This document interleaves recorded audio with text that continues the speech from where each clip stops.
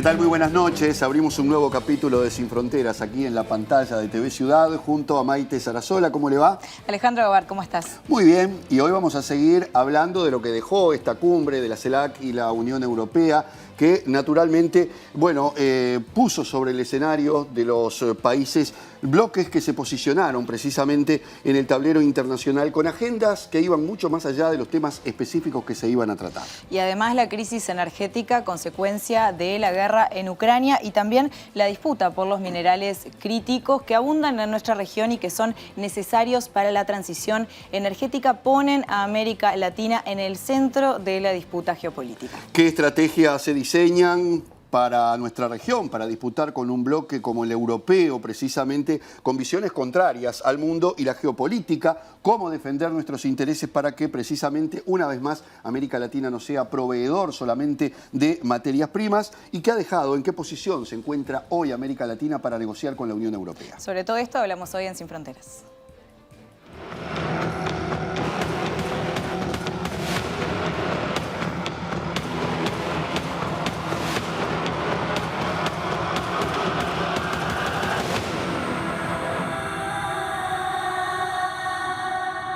Bien, empezamos a meternos en lo que dejó esta cumbre CELAC-Unión Europea que se llevó adelante el 17 y 18 de julio en Bruselas, y eso lo hacemos de la mano de Álvaro Padrón, analista internacional. Álvaro, un gusto estar contigo nuevamente. Lo mismo, aquí, ahora acá sentadito. Acá en piso, frente a frente. Álvaro, ¿cómo caracterizar este encuentro que acaba de culminar, que ha generado muchísimas repercusiones y sobre todo en el contexto en que se llevó a cabo entre la CELAC y la Unión Europea? Sí, es por eso que no es una cumbre más, sobre todo por el contexto, por las características y no tanto por los resultados. De estas cumbres es difícil conseguir resultados inmediatos, en esta situación menos todavía. Seguramente todo empiece a pasar ahora, pero yo creo que sí, que el contexto y las características de la reunión la hacen súper especial. Si tengo que definirla, yo te diría que es una síntesis de la época en que vivimos. Un titular diría: un mundo en transformación, una región en disputa, la nuestra. El mundo en transformación lo venimos conversando hace mucho tiempo, ¿no? Estamos en esta migración del poder de Occidente a Oriente, de Estados Unidos a China. Ese es el contexto, una disputa a todo nivel, geopolítica, una gigantesca transformación, algunos le llaman cambio de época, pero sobre todo las características para mí de la cumbre implican eso de hacerla tan especial, porque así como en esa disputa geopolítica China instala la idea de la ruta de la seda como su estrategia, las demás regiones también mueven las piezas y hacen de alguna manera pesar su capacidad de influir en esa realidad. ¿Qué hace Estados Unidos? ¿Se acuerdan la Cumbre de las Américas? Para nuestra región, ¿no? Obviamente, como la potencia dominante, tiene estrategias diversas, pero en la región lo que para China es la ruta de la seda, para Estados Unidos es la Cumbre de las Américas y para la Unión Europea fue esta cumbre. Pero un contexto que apuró un poco también a esta reunión, me parece, ¿no? Sí, lo viene apurando desde la pandemia, que ahí ya aparece esa idea de la desglobalización y de empezar a mirar cómo separan las regiones y construir bloques regionales. La guerra lo termina de complicar, sobre todo termina de complicar a Europa, en esa sensación de que se va quedando sin el equilibrio que había tenido entre Oriente y Occidente, particularmente Alemania, ¿no? Que había tenido una gran capacidad de mantener su política hacia Eurasia. La guerra pega más a Europa, hacia Estados Unidos, y obliga más a buscar otras alternativas, sobre todo para algo que también coincide en nuestra región, que es evitar la bipolaridad, tratar de tener la capacidad de un mundo multipolar en donde aparezcan poderes intermedios que también influyan. ¿Qué coloca, y tratemos de recordar esta frase o este término, la Unión Europea para competir con esa propuesta de la ruta de la seda de China, de las políticas que Estados Unidos intentó y sigue intentando impulsar en la Cumbre de las Américas? El Global Gateway. Es un término en inglés, pero que nos vamos a acostumbrar porque es un paquete de cooperación, básicamente donde detrás están los intereses legítimos de Europa, vinculados sobre todo a las energías, al comercio, a la producción, y ahí es donde Europa instala una agenda para intentar recuperar, no solo con América Latina, pero en esta cumbre fue con América Latina, lo que de alguna manera había dejado ir. Algunos dicen que esto es tarde para Europa, incluso de alguna manera la critican de haber de alguna manera dejado de costado a América Latina, haber perdido pie en América Latina, y traje una frase de la Cámara de Industrias de Alemania, que es increíblemente poderosa, es de alguna manera la columna vertebral de la parte productiva de Alemania, y me parece sumamente clara. Dice: la Federación de la Industria Alemana advirtió que el fracaso de un acuerdo comercial, y acá ya vuelvo a la región pura, entre la Unión Europea y el Mercosur traería consigo consecuencias fatales para la política comercial del bloque comunitario. Hay que tener más en cuenta, escuchen esto, las necesidades de los estados del Mercosur para poder cerrar el acuerdo en el segundo semestre del año. Alemanes, ¿eh? Si el acuerdo del Mercosur fracasa, Europa se arriesga a consecuencias fatales para la política comercial de la Unión Europea. La cooperación con América Latina y el Caribe es esencial para la estrategia de diversificación de la Unión Europea, y la región es de importancia central para las energías renovables, las materias primas, y constituye un importante mercado de venta y un lugar de inversión para las empresas europeas. Un mensaje claro para Francia. Además, digamos, muy pragmático, muy sincero, que de alguna manera le habla a los suyos, es lo que vos decís, Maite, no le está hablando. A ver, decir esto para América Latina es como darle poder. Lo está diciendo claramente al interior de Europa para decirle: no podemos perder la oportunidad, y para eso fue esta cumbre. Por eso la tenemos que ver como una síntesis de una época. Es la apuesta de Europa para no perder pie en el mundo, mirando hacia América Latina. Y yo diría que capaz que hay que sacarle la palabra cumbre y pasar a llamarle algo parecido a un foro. Porque como está en crisis el sistema internacional y vamos hacia un nuevo orden mundial, ya nadie usa demasiado los instrumentos anteriores. Entonces, cuando se hace una cumbre así, se instala como un foro permanente, y si no, ¿por qué vamos a estar discutiendo, por ejemplo, el tema Malvinas? Ustedes en el bloque siguiente van a tener la oportunidad con Volonté de trabajar un poco más ese tema. Pero ¿qué hace un tema así instalado en una reunión donde todo el mundo cree que se está discutiendo comercio? ¿O qué hace el tema de Venezuela, que finalmente terminó entrando por la vía de una especie de reunión paralela en donde estuvo Macron, Argentina, Brasil, Colombia, la Unión Europea, diciendo: bueno, ayudemos a que esto se solucione y no sea parte del problema? Entonces, es como un foro. Hubo subreuniones también, claro, de todo tipo. Porque en vez de una cumbre tradicional pasó a ser un lugar para intentar convergencias. Y la convergencia fundamental es que las dos regiones se necesitan para pesar en el mundo. Álvaro, de cualquier manera, hablamos de dos regiones que tienen diferencias abismales en lo que son sus realidades, en lo que son sus urgencias. Entonces, teniendo en cuenta que estamos hablando de dos regiones que salen de puntos de partida completamente diferentes, ¿cómo ves que esto influyó en este encuentro, en lo que fue la declaración después? Porque, por ejemplo, hablan de estos miembros soberanos, ¿no? Como si todos fueran iguales, pero se sabe que no es así, y que el trato de la Unión Europea con nuestra región ha sido bastante neocolonialista. Eso lo hablábamos en el programa pasado. Sí, esa es una de las claves, porque dicho todo lo anterior, sin embargo, justamente lo que tenemos es le llaman asimetría a los técnicos, ¿no? Son las diferencias, o sea, no partimos de la misma situación. Esto es como cuando comparamos estudiantes de determinadas condiciones socioeconómicas. Acá aparece un tema duro, que es precisamente el subdesarrollo en nuestra región. Entonces, hay que instalar la lógica de que en todo sentido se habla entre iguales, pero no con la misma situación, que puede parecer un matiz, pero es muy importante esto, porque si no se reconocen las asimetrías, vamos a una agenda que va a terminar aumentando esas diferencias. ¿Qué diferencias tenemos? A ver, por ejemplo, las obvias, el nivel de desarrollo, que Europa le llama estado de bienestar, y ellos hablan de la transición socioeconómica. Bueno, ahí es donde quizá América Latina está más rezagada. El norte rico, el sur pobre, sobre todo desigual, más que pobre. Yo, en general, me niego a decir que nuestra región es pobre.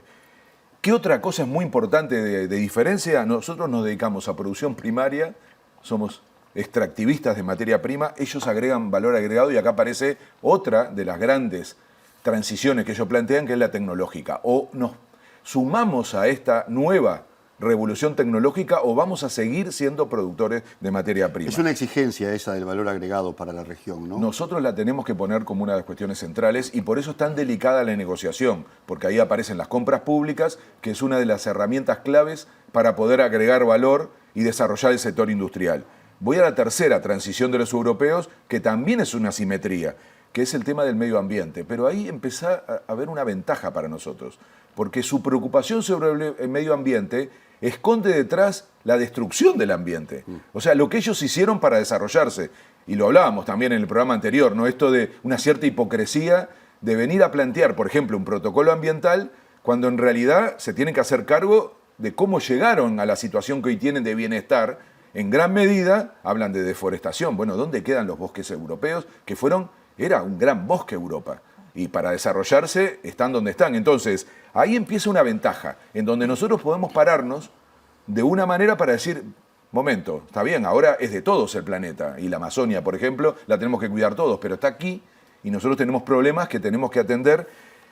Ahí empiezan los ruidos. Y si ustedes observan, este es el ruido más fuerte, no del todo el verdadero, con respecto al acuerdo con el Mercosur. Bueno, de hecho, Lula dijo que aguantaran un poquito, que iba a analizar con los países del Mercosur y después iban a dar una respuesta. Porque la cumbre no era Mercosur-Unión Europea, era más amplia. Pero les nombro otro lugar donde tenemos ventaja si hay una simetría, otra dimensión, la paz. Ahí tenemos ventaja, lo decíamos hace un ratito con relación a Europa. A nosotros no nos genera la presión que le genera a Europa la guerra actualmente, que los obliga a tener una posición casi irracional. No se puede hablar casi de paz en Europa porque te dicen que ya sos prorruso, cuando en realidad lo que estás diciendo es perdón, nosotros no queremos estar de ningún lado, queremos que haya paz. América Latina se instala con fuerza en eso y lo critican mucho a Lula en ese sentido porque parece que estuviera, distinto es el caso de Nicaragua. Hubo un chisporroteo con Boric. Hubo ruido. Bastante y está bien porque demuestra además que es un tema a discutir. Lo que pasa en Europa es casi una mirada acrítica sobre esta situación y quedaron exageradamente asociados a la política norteamericana. Una última, producción y comercio. Ahí también hay una asimetría gigantesca y ahí es donde aparece el ruido, por ejemplo, con el Mercosur, ya no solo con el discurso europeo, particularmente francés, de la cuestión ecológica, sino donde nos toca a nosotros discutir que no podemos tener un acuerdo que consolide esta división internacional del trabajo, donde nosotros seguiremos vendiendo materias primas y ellos productos tecnológicos. La reprimarización de la región. Exactamente, y eso hay que negociarlo, y es lo que dice Jano, es lo que va a pasar en este semestre. Entonces, no había que apurarse a tener un acuerdo. Lo digo así, no cualquier acuerdo es bueno.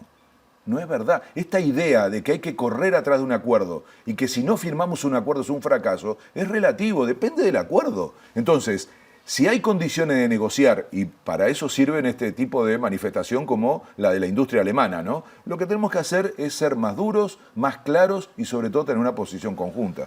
Álvaro, ¿cuáles serían las claves a considerar en nuestra región para mejorar su capacidad de negociación hoy con Europa, mañana con otros bloques? Porque por lo mismo que hablamos de esa multipolaridad, hoy vamos a tener posibilidades de que ese tipo de acuerdos se haga con otras regiones, ¿no? Sí, y yo ahí vuelvo a la consigna al comienzo de mi intervención, lo de la región en disputa. Es decir, los chinos ya hace rato que se dieron cuenta de esto y por algo se han transformado en el principal socio comercial de América Latina. Europa intenta no perder esto y la Cumbre de las Américas de Estados Unidos el año pasado fue con el mismo objetivo. Entonces, es una región en disputa. Ahora, no nos quejemos de que los demás tengan agenda y estrategia. La pregunta es cuál es la nuestra. Y la única posible es la integración y la cooperación regional. Es la única posible. Pero no solo para un país como el nuestro. Y no me quiero meter en lo que van a hablar en el próximo bloque, que es la política exterior uruguaya. Pero está muy claro que en soledad no se puede. Para un país de 3,5 millones, imposible. No lo es para Brasil, que tiene claro que solo no puede y que tiene que construir región. Entonces, lo que tenemos que hacer precisamente frente a esta negociación en particular, pero también frente a China y frente a Estados Unidos y cualquier otra región o potencia, es responder con un tamaño, con una escala que pese, que sea capaz de instalar una negociación con la menor asimetría posible. Si no, va a ser imposible. Entonces, ahí radica la oportunidad, que yo quiero llamarle a esto una oportunidad, pero también la urgencia. Por eso es tan importante, si ustedes siguen el hilo cronológico que ocurrió, la CELAC en Argentina, el paraguas más amplio, pero más difícil de sostener en profundidad, la reunión del Retiro en Brasilia y finalmente la cumbre en Iguazú de Mercosur. Esos son círculos concéntricos para lograr el objetivo que es la integración y la cooperación en la región para poder presentarnos en el mundo como un bloque. Y Álvaro, esta estrategia, ¿no?, de fortalecer la integración, ¿te parece que es algo que solo se puede aplicar acá o que justamente puede implicar justamente el futuro a nivel geopolítico para América Latina? Es la condición para tener futuro. Si no, lo que vamos a hacer es tomar las decisiones de otros. Ya nos pasó en la historia. Nosotros aparecemos en la historia como un conjunto de países fragmentados. Es algo que no ocurrió de casualidad. Hay un montón de cosas que pasan en nuestra región que fueron parte de una estrategia. ¿Por qué tenemos, se llama trocha, creo, la distancia entre los rieles del tren? Son todas distintas en América Latina. Vas a Argentina o a Brasil y tienen un voltaje distinto o fichas distintas. Hay un montón de aspectos, ni que hablar las fronteras, las aduanas. Hay un montón de cosas que lo que generan es desintegración. Y eso genera debilidad. Bueno, ahora nos toca tomar una decisión a la región de si queremos seguir siendo así en un mundo que nos obliga a aparecer juntos. Y no hay que mirarlo solo como defensiva, hay que pasar a la ofensiva, porque hay un montón de temas, como acaban de decir, por ejemplo, la industria alemana, o los que tienen que ver con la agenda más nueva de biodiversidad, de lo que es la producción de alimentos, lo que es las energías limpias, algunos minerales. Entonces, en todo eso tenemos la oportunidad de decir, acá estamos, pero para eso hay que decir que estamos juntos. Por eso es tan peligrosa la idea del aislamiento y de cortarse solo. Por ejemplo, ¿cómo responderle al protocolo ecológico de Europa? ¿Por qué no diciéndole, por ejemplo, ¿y dónde está el protocolo migratorio? ¿Dónde está la responsabilidad de ustedes de que la gente no se muera en las fronteras intentando entrar a Europa? Entonces, hay que tener la capacidad de una agenda común, profunda y sobre todo que mire los intereses y el futuro de América Latina, y desde ese lugar tenemos una oportunidad histórica en el momento que se está reorganizando el mundo. No quiero ser pesado con el tema de Lula, pero quedó muy en evidencia de que Lula fue un factor determinante en esa cumbre, no solamente por lo que te decía recién, puntualmente con el tema del Mercosur, los acuerdos ambientales, sino que daba la sensación de que era el buque insignia de los países, la posición de Lula, lo que él manifestó y lo que en alguna medida, puso un parate un poco para muchas exigencias. Volvió a Brasil y es el cambio más relevante en los últimos 8 años. Esta cumbre no se hacía hace 8 o 9 años. Sí, 8. Bueno, se acaba de hacer por esto, por la coyuntura, por el contexto y por la aparición de un líder y de un país que vuelve a pesar. Sin Brasil era imposible este plan. Solo con Brasil no alcanza. Pero un líder creíble para los europeos, porque por cuando supuesto. estaba Bolsonaro estaba de costado. Pero es que fue el Brasil que desapareció. Por eso digo, con la venida de Lula, vuelve Brasil, esa fue la consigna cuando terminó la elección, y ahora está en plena ejecución. Hay que tratar de acompañar, poniendo condiciones, negociando, teniendo también una perspectiva de las asimetrías internas de nuestro bloque y de nuestra región, pero sobre todo evitando la soledad y permitiendo la construcción de un sujeto regional que es el único que va a poder discutir estas cosas. Me quedé pensando en lo que decías, Álvaro, de los derechos humanos, ¿no?, que en la declaración final de lo que fue la cumbre de CELAC-UE mencionaban la cuestión de la democracia, las elecciones libres, entonces enseguida se miró a la región y se habló de Nicaragua, por ejemplo, se habló de Venezuela. Pero claro, cuando hablamos de derechos humanos, ¿por qué no miramos a Europa justamente? Hablamos de la cuestión migratoria como lo planteas vos, ¿no? Que es necesario que ese cambio de mirada, dejar de mirar a América Latina con una visión tan paternalista. Sí, sí. Y nosotros salir de esa especie de culpa y de sentirnos disminuidos y poner otras agendas arriba de la mesa. Yo creo que la región va camino a eso. Petro va a ser ahora va a ser Xiomara Castro, la responsable de la CELAC, luego va a ser Petro. O sea, vamos hacia un periodo que ojalá Uruguay, pero eso se lo dejo para el bloque siguiente, acompañe, porque nos va la vida, nos va el futuro en eso. Y yo creo que hay una oportunidad, hay que saber aprovecharla. Un titular nada más, porque justamente nos vamos a meter con Alberto Volonté en el próximo bloque a hablar de política exterior en Uruguay, pero un titular de cómo la ves. Ha sido bastante crítico con lo que viene siendo la política exterior. Y de los últimos episodios, porque yo venía con la expectativa de que luego del triunfo de Lula y una sucesión de hechos, el gobierno uruguayo estaba como reconsiderando su visión y había encontrado una forma de salir de esta trampa de la unilateralidad. Pero la verdad que desde la cumbre algo del retiro, un poco, pero ya ahí todavía había esa sensación de que estábamos rectificando, pero luego en la cumbre de Foz de Iguazú quedé muy preocupado.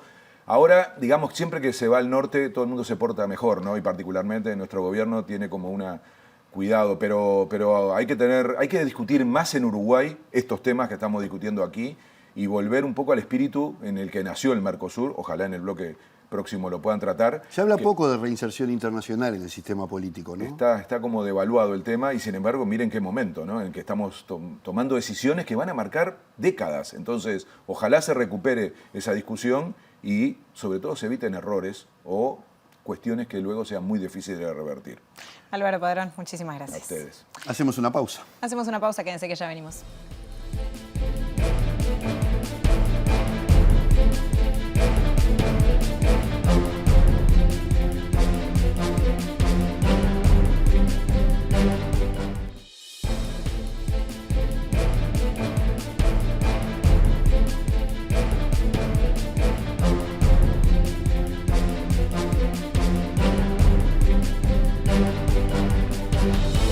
Bloque Sin Fronteras y para analizar lo que fue la participación de nuestro país y cómo viene siendo también la política exterior de Uruguay, es que recibimos en este bloque a Alberto Volonté, quien fue embajador de Uruguay en Argentina, también presidente del Partido Nacional y actualmente es el presidente de CEFIR, del Centro de Formación para la Integración Regional. Buenas noches, bienvenido y gracias por estar. Buenas noches, gracias a ustedes. Le damos la bienvenida a Alberto y lo sabemos, un televidente asiduo de este programa. Sí, pero no se agrupan, no por ustedes. Yo miro a Alvarito, Sí. que la verdad es un analista de política internacional para mí deslumbrante, pero ustedes lo ayudan mucho, le hacen buenas preguntas.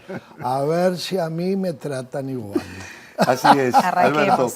Como referente político, algo que normalmente no tenemos en nuestro programa, todo parece indicar que estamos frente a una oportunidad importante y tal vez única para la región de influir en lo que se denomina este nuevo orden mundial. Y para esto ha sido imprescindible la reaparición de Brasil en la escena internacional, sabiendo su vocación de integración de toda la vida, que estaba forjado, por ejemplo, en la escuela de Metol Ferré. ¿Cómo ve este momento de la región en este contexto tan particular que estamos viviendo? Como usted lo definió, como una oportunidad. Lo que sucede es que generalmente lo que no se sabe hacer es aprovechar la oportunidad. Porque, como en otra época se dijo y en otras circunstancias, si no se toma el tren no pasa de vuelta.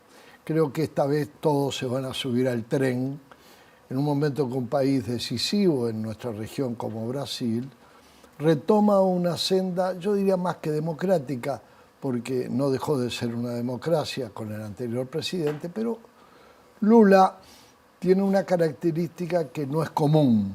Una cosa es ser presidente, pues se puede ser un notable presidente de un país, pero no ser líder. Se puede ser líder y nunca ponerse la banda. Y Lula tiene las dos virtudes. Es líder, tiene la banda bien puesta, y aunque él es, como debe ser, muy brasilero, y su primer interés, no nos debemos equivocar, es Brasil. Primer interés. Pero sucede que dentro del interés de Brasil está el interés de integrarse, es decir, la integración forma parte del interés nacional, lo que a nosotros todavía nos falta, y a Argentina también. Entonces, hoy Lula tenemos un presidente que va a pensar en Brasil, en su influencia, en sus intereses, pero dentro del interés de Brasil está la integración. Y la integración supone, entre otras cosas, armonizar el interés de todos en beneficio de la región. Pero sucede que cuando a las regiones le van bien, habitualmente le van bien a los integrantes. Por eso tenemos que aprovechar un Lula. Tenemos que saber también ser generosos en el sentido de que Uruguay tiene que proteger su interés nacional, como lo hace Argentina, como lo hace Paraguay. Pero desde nuestra, como a mí me gusta, nuestra comarca oriental, ya que hemos sido un tiempo brasileros y en otro tiempo argentinos, en realidad portugueses, después brasileros y argentinos, ¿verdad? Para hacer el orden correspondiente, Uruguay tiene muy claro su interés.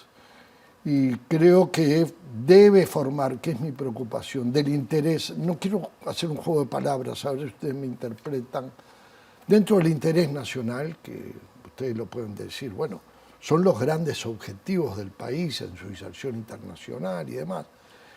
Uno de mis objetivos es que a mí me va mejor como país integrado o sin integrarme.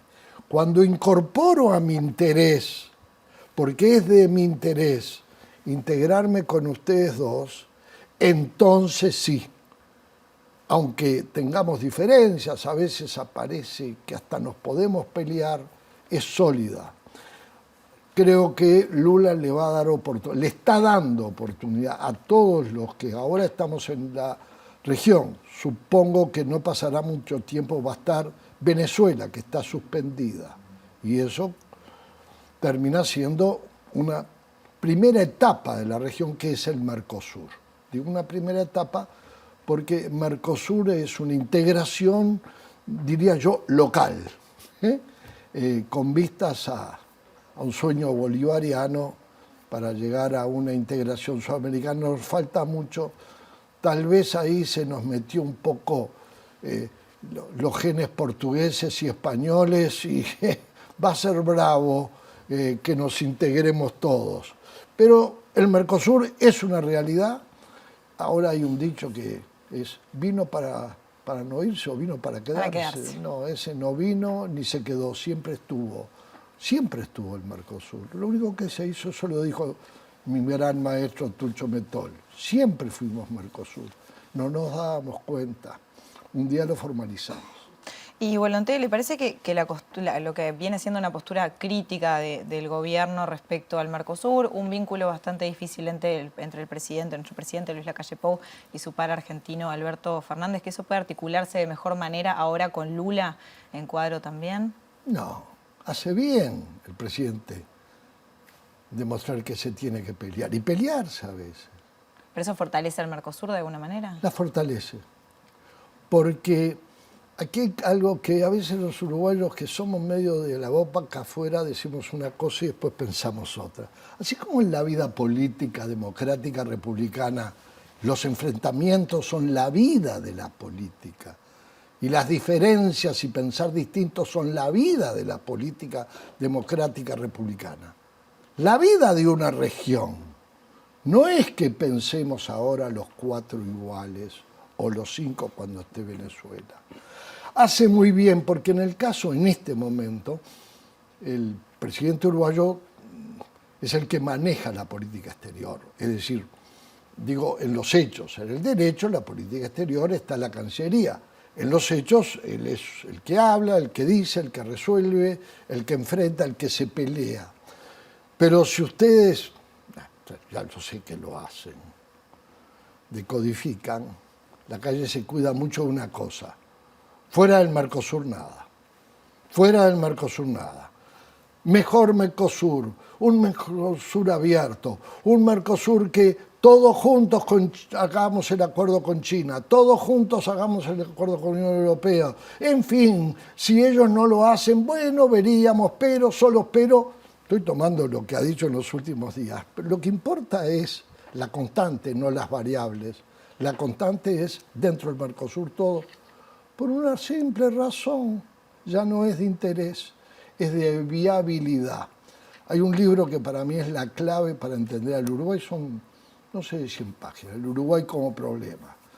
Lo escribió Tucho en 1967. Tuve la suerte de, cuando él contaba la terminación de su libro, entre los oyentes jóvenes, en una época lo fui, bastante joven, estaba nuestro maestro, después gran amigo, y él, en el Uruguay como problema, precisamente era explicar cómo este país, que no era un país, que fue provincia argentina, que fue provincia brasilera, o primero del Imperio Portugal, después, ¿no? El Uruguay como problema era, ¿y qué somos? Otro planteo que se lo hizo Quijano, ¿somos viables? Bueno, todas esas preguntas que hacen a la filosofía de la razón de ser, del ser, tienen una explicación formidable, que la daba Tucha. Somos, sí, soberanos e independientes, pero la raíz es que somos un país frontera. Y al ser frontera, estamos dentro de un barrio con 2 vecinos, no otros, Brasil y Argentina. No nos vamos a mudar, dijo Mujica un día.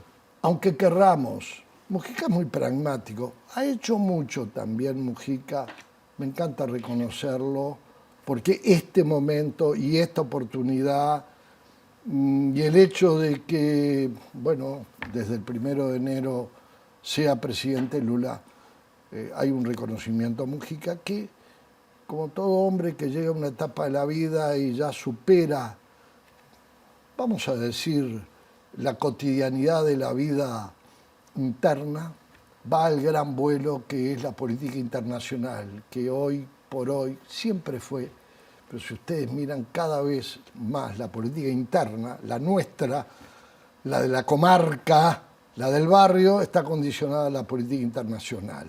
Cada vez un ministro de Economía tiene que resolver un tema de acuerdo a lo que está pasando en tal lado, en tal otro. El comercio nuestro se tiene que guiar porque está pasando esto y lo otro. Entonces, cuando usted me dice, ¿usted miraba este programa los domingos? Sí, y lo miro Alvarito como analista, porque tiene que popularizarse más la política internacional. Tiene que ser analizada en los boliches, es decir, así como se habla de fútbol y de política, los uruguayos cada vez debemos darnos cuenta más que nuestra inserción internacional, que el rumbo internacional, que cómo eso es vital para nuestras decisiones internas. Entonces, sin dar tanta vuelta, la presencia de Lula en Brasil hoy le permite a todos tener una nueva, renovar la fe. Y Volonté, después de lo que fue esta cumbre que se llevó adelante, recordamos el 17 y 18 de julio en Bruselas, ¿cómo ve entonces a la región? ¿Tiene como esta visión de que realmente la integración puede ser un rumbo a fortalecerse en el corto tiempo? ¿Realmente? Es que salió fortalecida. Yo no sé si esto fue, a veces hay una tendencia a decir, no, estaba todo preparado, o sea, no, o a veces las circunstancias llevan a que en determinado momento salgan bien las cosas, en otro momento podría haber salido muy mal. Si este encuentro, ustedes que se dedican a esto, yo no me dedico, pensaran que esta reunión, ahora este encuentro entre la Unión Europea y CELAC hubiera sido hace un año, hace dos, hace tres, de repente era un fracaso, pero justo calza ahora, en circunstancias, por un lado, muy complejas, como la invasión de Rusia a Ucrania, como digamos, desencuentro cada vez más manifiesto entre China y Estados Unidos, esta situación casi de donde la Unión Europea empieza a tomar cuenta, darse cuenta con ese espíritu europeo, a veces un poco insuflado de tradiciones, pero vamos a lo concreto. Europa, la Unión Europea, sabe que las circunstancias que le toca ahora atravesar y las que les esperan son muy complicadas. Entonces ahora la CELAC, los países que la integran, cuidado. Y tan es así que jamás la Unión Europea le hubiera hecho un reconocimiento a la Argentina en torno a las Malvinas, jamás lo hubiera hecho. Este encuentro lo hubieran hecho todos los años, nunca, pero este año hizo al interés de la Unión Europea, porque ¿cómo? Tuvieron sus temas con Inglaterra y se fue. Entonces preguntan, ¿y los acuerdos? ¿Y el Mercosur? ¿Y la integración? ¿Es para comerciar? No, sí, por supuesto. Es para tener unidad política. Sin unidad política, sin integración política, no puede haber integración comercial.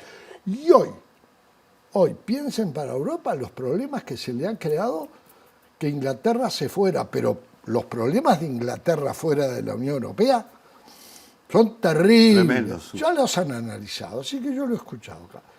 Entonces, Europa ahora, por más que los ingleses se enojaron y después la diplomacia ahí les mandó un mensaje, no están así, seguimos pensando como antes. Es brutal a veces la diplomacia, cómo puede decir esto es un hombre o una mujer, depende de donde lo mire, o es un hombre o es una mujer. Lo cierto es que la declaración incluyó un reconocimiento, porque hay que darle, en política internacional tiene mucha importancia darle el valor a las palabras. En ese sentido, Volonté, le pido un segundito para que quede claro. En el punto 13 de esta declaración voy a leer lo que dice sobre Malvinas. Señala, en cuanto a la cuestión de la soberanía sobre las Islas Malvinas, la Unión Europea ha tomado nota de la posición histórica de la CELAC basada en la importancia del diálogo y el respeto del derecho internacional en la solución pacífica de controversias. Una cosa muy importante, ¿vio a quien reconoce? A la CELAC. La Unión Europea reconoce la gran integración. Por lo tanto, el ofendido, esto lo pongo yo, no ellos, aunque es lo que ellos piensan, es toda la región, es la CELAC.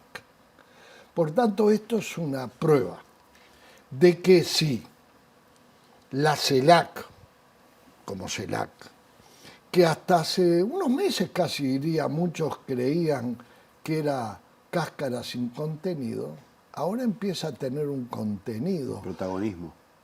Y contenido, claro, protagonismo al tener el contenido, porque ella ahora, al unirse y al mostrarse ante el mundo unida, en Bruselas, lleva a que la Unión Europea, más que el reconocimiento de el derecho de Argentina a las Malvinas. Ay, los ingleses, qué horrible cómo se pusieron con la palabra Malvinas.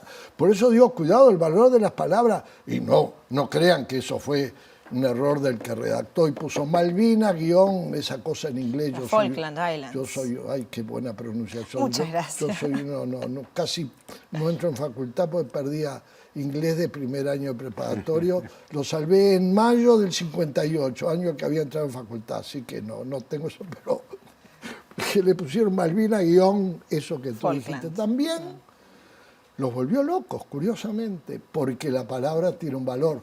Como tenía mucho valor en lugar de decir Argentina, decir CELAC.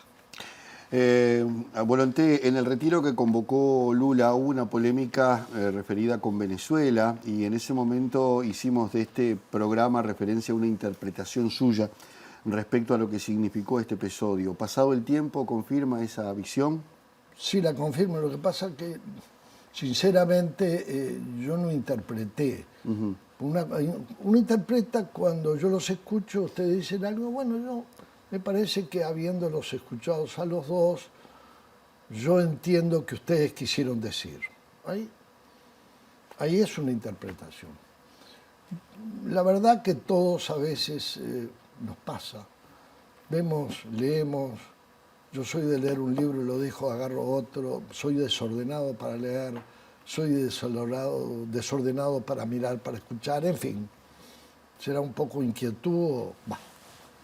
Entonces, esto lo vi yo.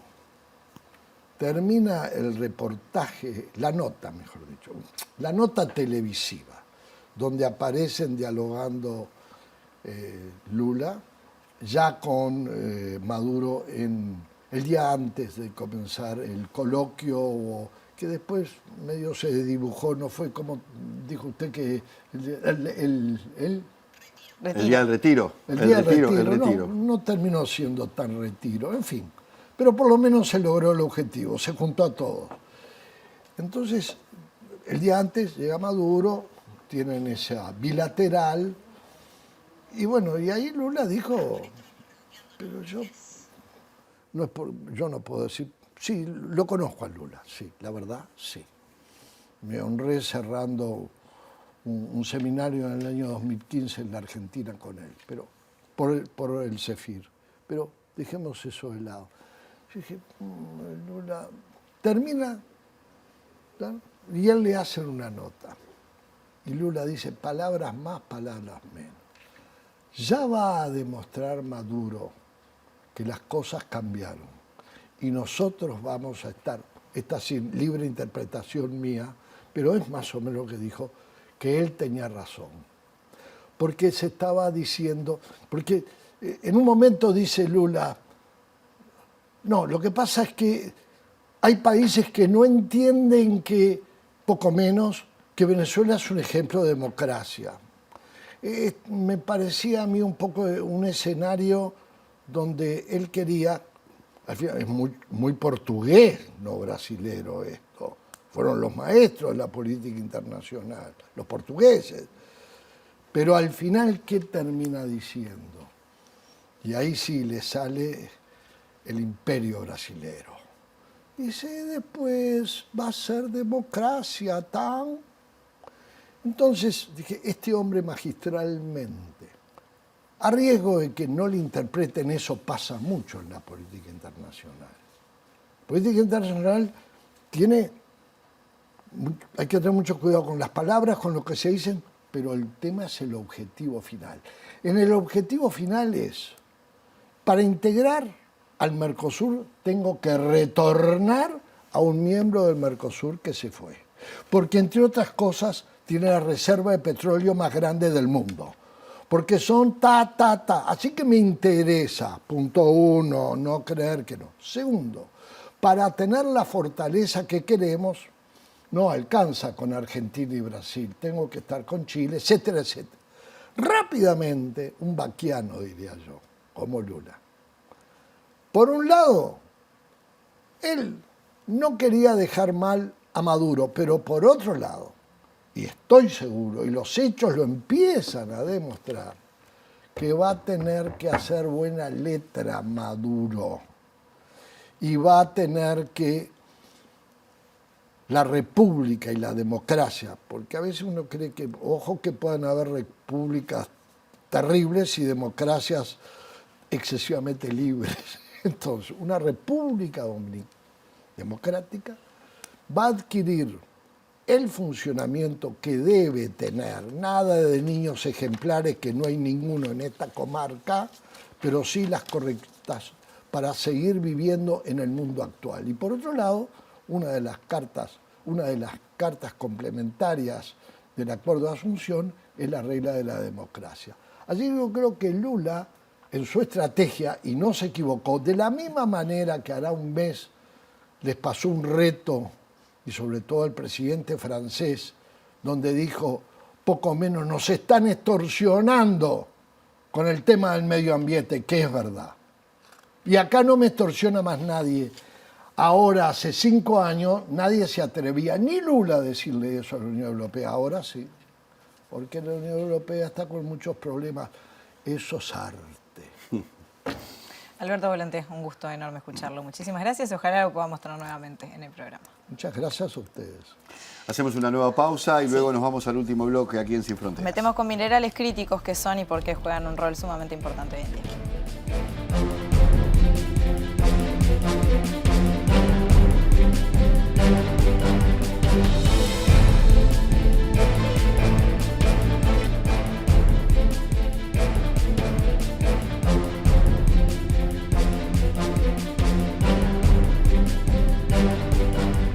Tercer y último bloque de Sin Fronteras, y como adelantábamos, parte central de la discusión en esta cumbre CELAC Unión Europea tuvo que ver con lo relativo a los recursos naturales y al interés de Europa de acceder a ellos, recursos que existen en nuestra región. Y para conocer en profundidad lo que es el alcance de esta discusión y también cómo se prepara Latinoamérica para estas negociaciones, es que recibimos en Sin Fronteras a Viole Weber, especialista en medio ambiente y también encargada de la sección Internacionales del Medio Autogestivo Argentino MATE. Viole, buenas noches y gracias por estar en Sin Fronteras. ¿Qué tal? Buenas noches, ¿cómo va? Bien, gracias. Muchas gracias por la invitación. Muy bien, Viole. Comencemos explicando, antes que nada, qué son los minerales críticos, con este nombre tan particular, y por qué hay tanto interés en el mundo por abastecerse precisamente de este tipo de materiales. Bueno, en un mundo atravesado por la lucha contra el cambio climático y una crisis ambiental que cada vez nos toca la puerta con más presencia, hay un imperativo que está siendo reflejado por la ciencia y por la diplomacia internacional, que tiene que ver con descarbonizar la matriz energética de los países del mundo. Esto quiere decir abandonar las energías que se sustentan a base de combustibles fósiles, que son los que emiten gases de efecto invernadero, para reemplazarlos por otras energías que sean renovables, que no tengan tantos daños ambientales, y estas energías requieren ciertos minerales para su almacenamiento, para su transmisión, para su producción, que son minerales que son finitos, que tienen que ser extraídos de la tierra, y estos son justamente los minerales de transición. Los que nosotros acá en América Latina conocemos más son el cobre y el litio, pero hay más. Según quien categorice, el listado varía un poco, pero por ejemplo los que reconoce la CEPAL son el litio, el cobre, el cobalto, níquel, magnesio, molibdeno, cromo, grafito, metales del grupo de platino y zinc, además de tierras raras, que son un conjunto de minerales más específicos y raros. Y lo que sucede es que estos minerales están distribuidos de forma desigual en el mundo y hay algunas regiones que son más intensivas en esos recursos, como por ejemplo la nuestra.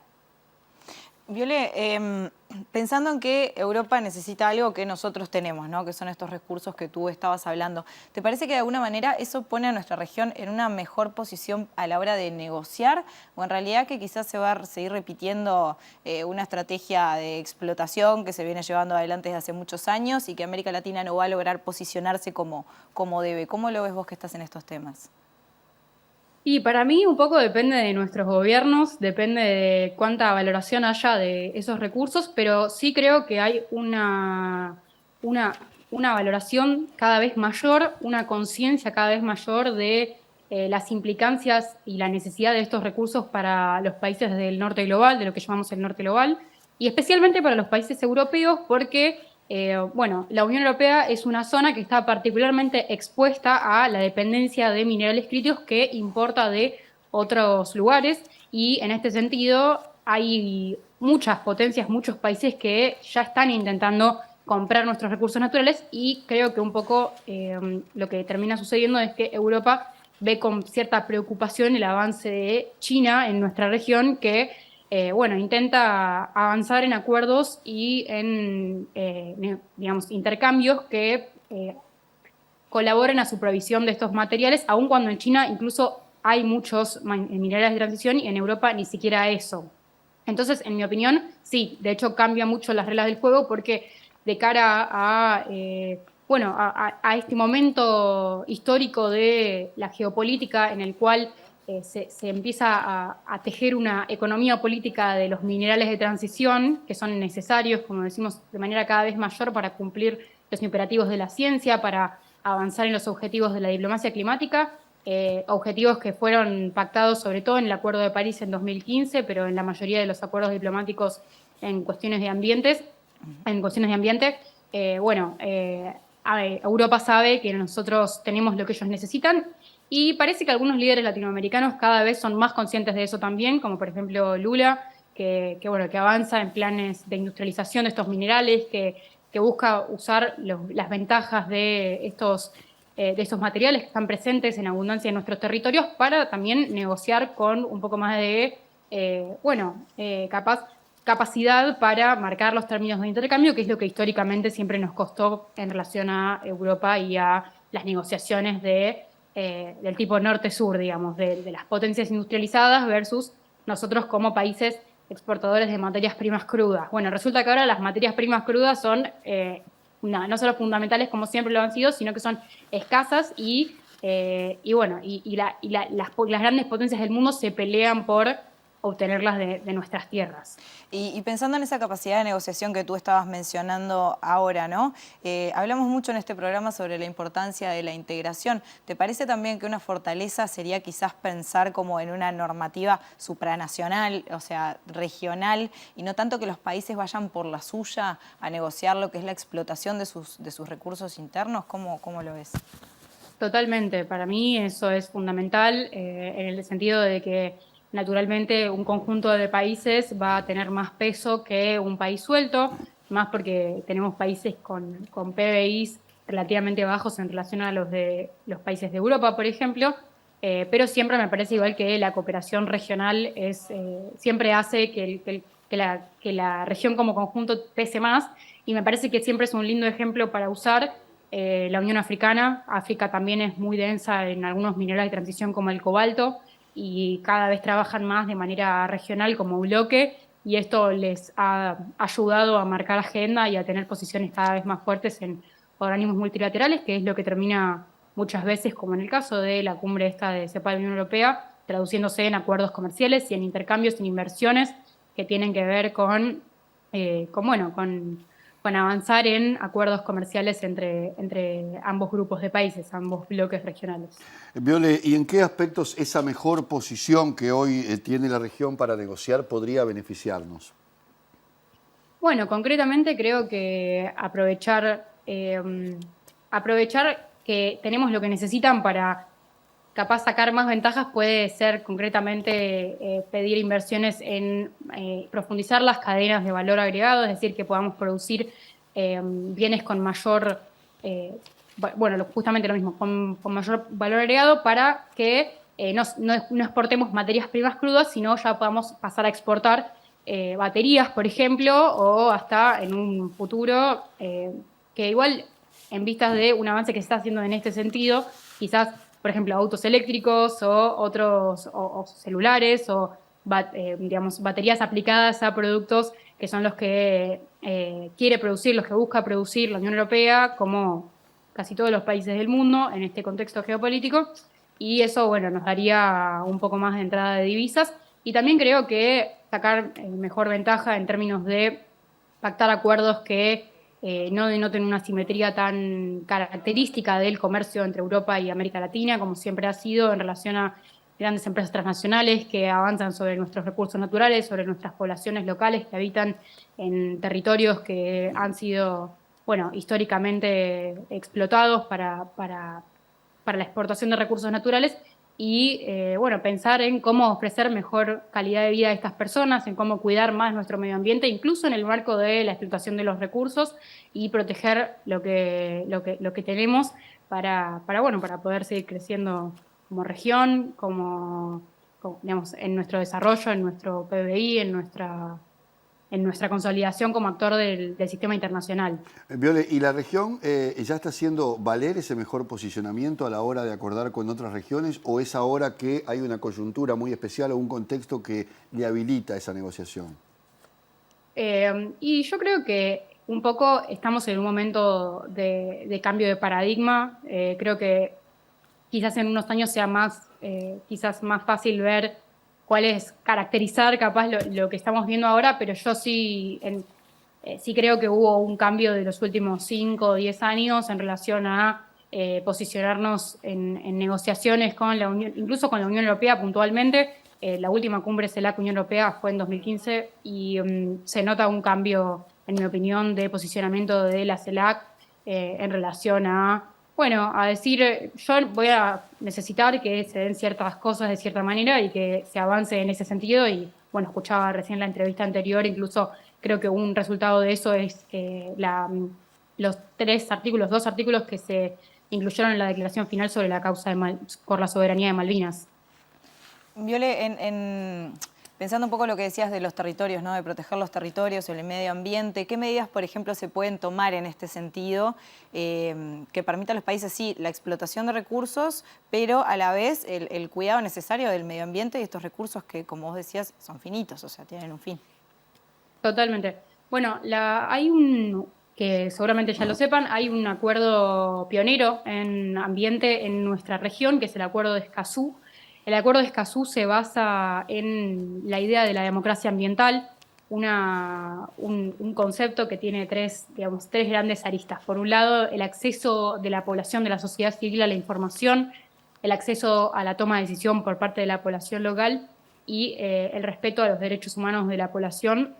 Creo que estas tres cuestiones que tienen que ver con que la población de un país acceda a la información completa, a la consulta libre e informada sobre lo que se va a suceder y pueda formar parte de esa decisión, puede acercarnos a comprender mejor las necesidades de estas poblaciones, que son las que mejor conocen el territorio, y también teniendo en cuenta que la explotación, tenemos modelos productivos que están basados en la explotación de recursos naturales y es muy difícil pensarnos afuera de esos esquemas, pero por otro lado necesitamos exigir que si se va a llevar adelante ese extractivismo, que por lo menos los beneficios, las divisas que entran a través de la venta de recursos naturales que obtenemos a través de la explotación, se redistribuyan a la población y logren generar mejores condiciones de vida para el medio, para la clase media y la clase baja, porque si no sucede eso, entonces no solo nos quedamos sin acceso a una mejor calidad de vida, sino también con los pasivos ambientales que muchas veces terminan saliendo más caros que las divisas que ingresan a través de los acuerdos comerciales y, bueno, nuestras comunidades terminan muy golpeadas, que son las que habitan lo que en relaciones internacionales llamamos zonas de sacrificio, que son esos lugares, por ejemplo, acá en la Argentina, muchísimo en el norte, donde en la parte de nuestro país que forma parte del Triángulo del Litio, poblaciones que habitan territorios que están cercanos o incluso en el mismo lugar que las grandes empresas transnacionales explotan litio, entonces tienen peor calidad de vida, peor calidad de aire, menos acceso al agua dulce, sequías, etc. Así que creo que tiene un poco que ver con eso, con respetar, con escuchar, con consultar de manera más horizontal cómo llevar adelante esta industria y cómo beneficiarnos de que se lleve adelante este tratamiento del territorio. Muy bien, Viole Weber, especialista en ambiente y encargada de internacionales del medio autogestivo argentino llamado MATE. Sería bueno, conocer a través de qué redes sociales se pueden comunicar, contactar o seguir efectivamente lo que ustedes hacen. Bueno, en Mate las redes somos Matear en todos los medios, en todas las redes sociales. A mí personalmente me pueden encontrar en @bielweber, ahí como dice el Zócalo. Yo le digo Weber porque para mí es argentino, más que me gusta decirle así, en mi familia le decimos así, pero bueno, Viole Weber, también estoy así en todas las redes sociales. Y bueno, quería hacer una soledad, que es que me interesan los temas así medioambientales, pero aún estoy en formación, así que creo que quería hacer esa salvedad. Muy bien, muchísimas gracias y Muchas será gracias. hasta la próxima. Gracias a ustedes. Nos vamos. Nos vamos, llegamos al final. Me quedé pensando en eso que decía Viole recién, de que muchas veces cuando hablamos de recursos, medio ambiente, pensamos en el territorio, en los recursos y no, lo último que se nos ocurre es pensar en las personas. En las personas que allí viven, claro está. Bueno, gracias por acompañarnos como siempre en este programa de Sin Fronteras. Nos volvemos a encontrar el próximo domingo a las 20 horas aquí en la pantalla de TV Ciudad. Chao, Buenas buena noches. semana.